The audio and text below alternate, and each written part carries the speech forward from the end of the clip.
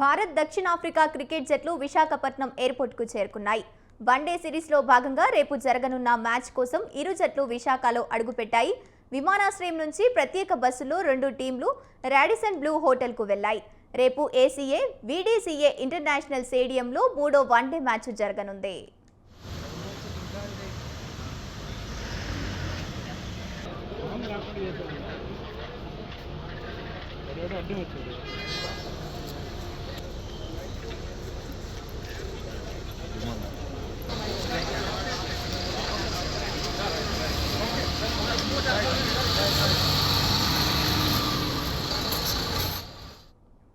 భారత్ దక్షిణాఫ్రికా క్రికెట్ జట్లు విశాఖపట్నం ఎయిర్పోర్ట్కు చేరుకున్నాయి.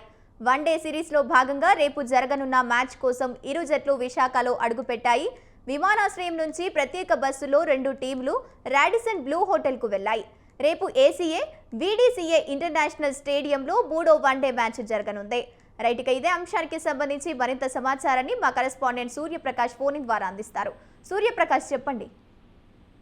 గంగోత్రి, విశాఖపట్నం ఏసీఏ డీసీఏలో జరిగే ఈ యొక్క వన్డే క్రికెట్ మ్యాచ్ అయితే భారత్ దక్షిణాఫ్రికా జట్లు ఇప్పటికే అయితే గత రాత్రి రాడిసన్ బ్లూకి అయితే చేరుకున్నాయి. రాయ్పూర్ నుంచి విశాఖపట్నం నిన్న సాయంత్రం ప్రత్యేక విమానంలో చేరుకుని రాడిసన్ బ్లూ హోటల్లో అయితే ఇరు జట్లు కూడా అదే ప్రాంతంలో అదే హోటల్లో అయితే వాళ్ళు ఉండడానికి బస్ ఏర్పాట్లు కూడా చేశారు. కట్టుదిట్టమైన ఏర్పాట్లు చేసి వాళ్ళు వెళ్ళడానికి అయితే బస్సెస్ అన్నింటినీ కూడా ఏర్పాటు చేసి ఎక్కడికక్కడ ఇబ్బందులు లేకుండా ట్రాఫిక్ ని కూడా నియంత్రించిన పరిస్థితి ఉంది. దీనికి సంబంధించి కోహ్లీ, రోహిత్ శర్మ వీళ్ళిద్దరూ కూడా ఈ యొక్క మ్యాచ్ ఆడడానికి అయితే విశాఖ రావడం ఇదే దాదాపు చివరిసారి కావడం కూడా జరుగుతుంది. ఎందుకంటే రాబోయే కొద్ది రోజుల్లో వాళ్ళు రిటైర్మెంట్ చేసుకునే అవకాశం ఉండడంతో వాళ్ళని చూడడానికి అయితే ఆత్రంగా అయితే ఈ యొక్క టికెట్స్ కూడా హాట్ కేక్స్ విధంగా అయితే అమ్ముడుపోయిన పరిస్థితి ఉంది. ఈ మ్యాచ్ ని చూడడానికి గవర్నర్ తో పాటు మంత్రి నారా లోకేష్ అలానే స్థానికంగా ప్రజాప్రతినిధులు కూడా భారీ ఎత్తున విశాఖ నగరం చేరుకోవడం జరుగుతుంది. దీనికి సంబంధించి ఈ రోజు రేపు జరగబోయే మ్యాచ్ కి సంబంధించి ఈ రోజు సాయంత్రమే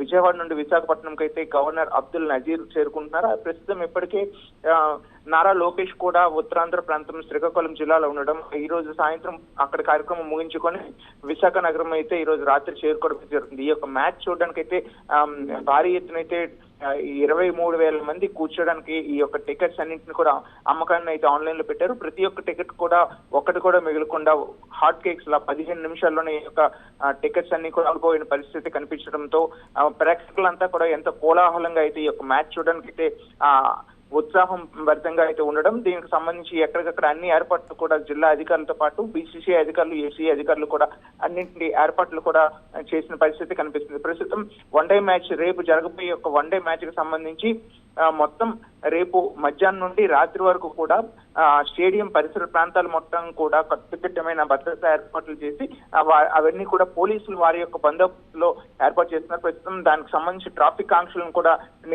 ఎక్కడికక్కడ ఆంక్షలు కూడా విధించారు. ప్రజలంతా కూడా సహకరించాలనే విషయాన్ని కూడా వీళ్ళు తెలియజేసిన పరిస్థితి ఉంది. ఇప్పటికే రాడిసన్ బ్లూలో వీళ్ళు ఇరు జట్లు కూడా చేరుకున్నాయి. ఇప్పుడు 11 గంటలకి విశాఖ స్టేడియంలో అయితే వీళ్ళు ప్రాక్టీస్ కూడా చేసే అవకాశం ఉంటుందని అయితే ఇక్కడ అధికారులు అయితే తెలియజేస్తున్నారు. Gangotri, right, thank you.